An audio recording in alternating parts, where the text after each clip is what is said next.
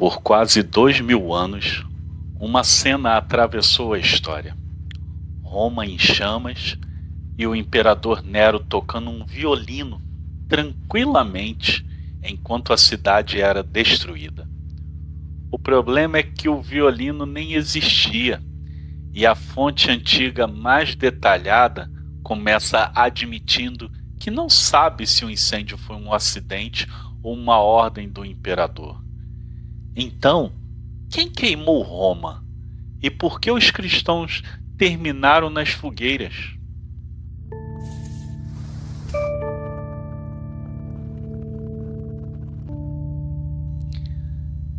Eu sou o Leandro e este é o História Sem Decoreba. Aqui você não decora a história, você entende a história.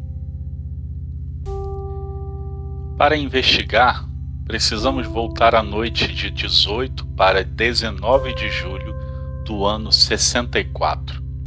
Nero tinha 26 anos e governava o Império Romano havia quase uma década. Roma era enorme, populosa e vulnerável ao fogo. Em muitos setores, as ruas eram estreitas e irregulares. Construções altas, lojas, oficinas, depósitos, madeira e mercadorias inflamáveis formavam um ambiente em que uma pequena chama podia se transformar rapidamente em catástrofe. Incêndios não eram novidade para os romanos. A cidade possuía até uma força de vigilância e combate ao fogo, os vigiles. Mas aquele incêndio seria diferente de todos os anteriores. Nos anais, Tácito localiza o início do fogo na parte do Circo Máximo, situada entre os montes Palatino e Célio. Ali havia lojas carregadas de materiais inflamáveis. O vento empurrou as chamas ao longo do circo. Faltavam grandes muros, templos de pedra ou espaços vazios capazes de funcionar como barreiras. O fogo correu primeiro pelas zonas baixas, subiu os montes e voltou a descer. A população, em pânico, tentava fugir carregando crianças, idosos e o pouco que conseguia salvar. Tácito conta ainda que algumas pessoas impediam o combate às chamas, enquanto outras lançavam tochas e afirmavam ter autorização. Isso prova uma ordem de Nero? Não. O próprio Tácito oferece duas possibilidades: saqueadores procurando agir livremente ou pessoas cumprindo alguma ordem. E existe outra explicação possível. Em grandes incêndios, demolições e queimadas controladas podem ser usadas para criar áreas sem combustível e deter o fogo. O texto não nos permite identificar com segurança quem eram aquelas pessoas, nem qual era a sua missão. Depois de 6 dias, o incêndio foi contido ao pé do Esquilino. Após a demolição de construções para abrir uma faixa de contenção. Mas o alívio durou pouco. O fogo recomeçou em uma propriedade ligada a Tigelino, comandante da guarda pretoriana e homem próximo de Nero. O segundo foco provocou ainda mais suspeitas e prolongou a destruição por aproximadamente 3 dias. Segundo Tácito, das 14 regiões administrativas de Roma, 3 foram completamente arrasadas, 7 ficaram reduzidas a ruínas queimadas e somente 4 permaneceram intactas. Templos antiquíssimos, residências, obras de arte e parte das propriedades imperiais desapareceram. Não existe, porém, um número confiável de mortos. Qualquer cifra exata apresentada sem explicação deve ser recebida com cautela. E Nero? Segundo Tácito, quando o incêndio começou, o imperador estava em Anzio, sua cidade natal, a dezenas de quilômetros de Roma. Ele só voltou quando as chamas ameaçaram o complexo que ligava o Palatino aos jardins de Mecenas. Parte de sua própria residência foi destruída. De volta à capital, Nero abriu o Campo de Marte, edifícios de Agripa e os próprios jardins para receber os desabrigados. Mandou construir abrigos temporários, trouxe alimentos de Ostia e de cidades vizinhas e reduziu o preço do trigo. Essas providências enfraquecem a imagem de um governante completamente indiferente. Mas atenção, elas não provam sua inocência. Um governante culpado também poderia organizar socorro, e um governante inocente poderia ser responsabilizado por agir tarde ou por aproveitar politicamente a reconstrução. A história raramente cabe numa caricatura. O problema é que não possuímos uma filmagem, um relatório policial ou um testemunho preservado de alguém que tenha identificado o primeiro foco. As principais narrativas sobreviventes foram escritas décadas depois. Tácito, o mais cuidadoso, diz logo no início que havia defensores de duas versões: acidente ou a ação de Nero. Mesmo assim, constrói seu relato cercando o imperador de suspeitas. Suetônio é mais categórico. Afirma que servidores de Nero foram vistos com materiais incendiários e que o imperador contemplou o fogo da torre de Mecenas. Dião Cássio, escrevendo ainda mais tarde, apresenta uma cena ainda mais dramática. Esses autores não podem ser simplesmente somados como três testemunhas independentes.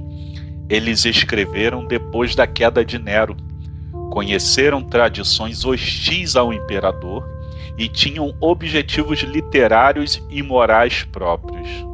Isso não significa que mentiram em tudo. Significa que cada afirmação deve ser avaliada e não apenas repetida. E a famosa história de Nero tocando violino? Historicamente, ela é impossível. O violino, como o conhecemos, surgiu muitos séculos depois. O que as fontes antigas associam a Nero é o canto acompanhado por um instrumento de cordas, como a cítara ou a lira. Tácito registra o relato como um rumor. Enquanto Roma queimava, Nero teria cantado sobre a destruição de Troia em um palco privado. Suetônio e Dião transformam o rumor em uma cena mais definida. Portanto, o que devemos dizer?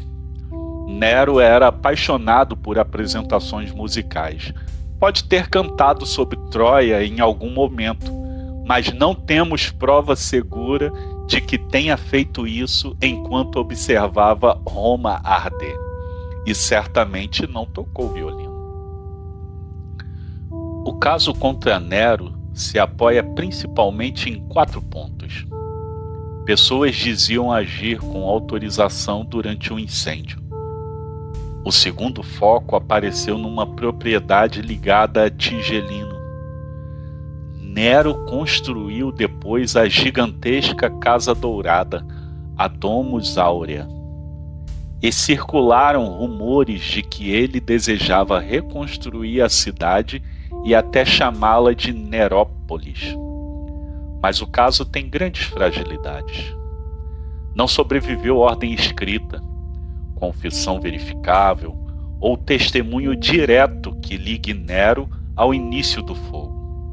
O incêndio destruiu propriedades imperiais que ele já possuía. Ameaçou templos e tesouros que um amante da arte teria pouco motivo para destruir e era praticamente impossível de controlar. Depois, Nero implantou ruas mais largas, limites de altura, paredes separadas, materiais mais resistentes e novas medidas de segurança. A Domus Áurea mostra que ele se aproveitou da área devastada. Não demonstra por si só que tenha provocado a devastação. O veredito historicamente mais responsável é: a culpa de Nero foi suspeitada desde a antiguidade, mas não está. Mas quais foram as 4 regiões que escaparam? Aqui surge um detalhe muito importante. Tácito informa o número, mas não apresenta os nomes. Reconstruções modernas frequentemente identificam como preservadas a região da Porta Capena, parte do Esquilino, a Alta Semita e Transtiberim, o atual Transtevere. Isso deve aparecer no mapa como reconstrução provável, e não como uma lista escrita por Tácito. Também não significa que a vida continuou normalmente nesses locais.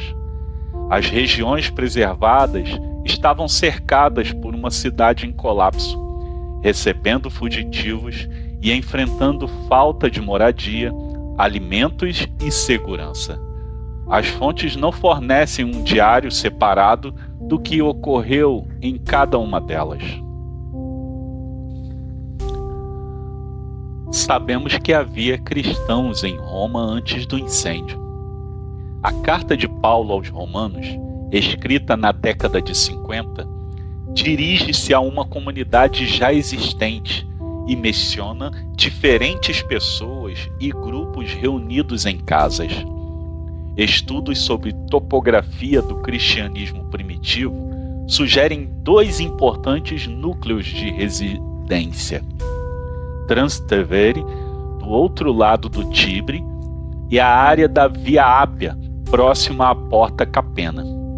Curiosamente, esses espaços correspondem ou ficam associados a 2 regiões frequentemente incluídas entre as preservadas. Então, haviam cristãos nos 4 distritos que não queimaram? A resposta correta é plausível que houvesse cristãos em pelo menos algumas dessas áreas, especialmente Transtevere e o eixo da Porta Capena. Mas não possuímos uma lista de moradores capaz de provar quem estava ali na noite do incêndio. Essa possibilidade não demonstra que os cristãos tenham causado o fogo, nem que tenham sido poupados de forma extraordinária. Segundo Tácito, para conter o rumor que o acusava, Nero apresentou os cristãos como culpados. Alguns foram presos, outros foram denunciados, e muitos sofreram mortes cruéis, atacados por animais, crucificados ou queimados durante espetáculos nos jardins imperiais. O próprio Tácito não tinha simpatia pelo cristianismo, mas afirma que a brutalidade despertou compaixão, porque aquelas pessoas pareciam sacrificadas à crueldade de um homem e não ao bem público. Suetônio confirma que cristãos foram punidos durante o governo de Nero, mas não relaciona essa punição diretamente ao incêndio. Por isso, estudiosos modernos discutem a escala e até a melhor maneira de classificar o episódio. A ligação entre o fogo e a punição depende principalmente de Tácito. As mortes de Pedro e Paulo sobre Nero pertencem à tradição cristã antiga, mas não são narradas por Tácito no relato do incêndio. Então, Nero incendiou Roma? Não temos evidência suficiente para responder sim. Também não podemos demonstrar uma absolvição completa. Podemos afirmar que o incêndio foi real e devastador, que Nero não tocou violino, que ele prestou socorro e aproveitou a reconstrução, e que, se o relato de Tácito estiver correto, seu governo transformou uma comunidade vulnerável enculpada e promoveu uma punição brutal. Esse é o ponto do História Sem Decoreba: separar o acontecimento, o rumor e a memória construída. E você? Considera Nero culpado, inocente, ou acha que as provas são insuficientes? Escreva nos comentários, inscreva-se no canal e compartilhe este vídeo com alguém que ainda acredita que Nero tocou violino enquanto Roma queimava.